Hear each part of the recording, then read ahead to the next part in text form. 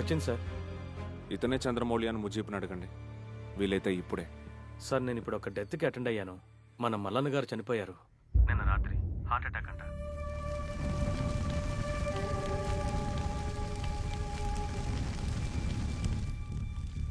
ఈయన తప్పించుకున్నాడు కదూ.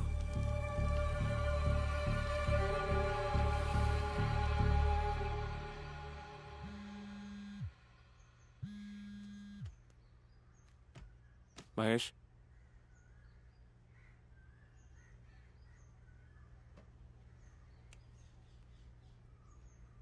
All the best.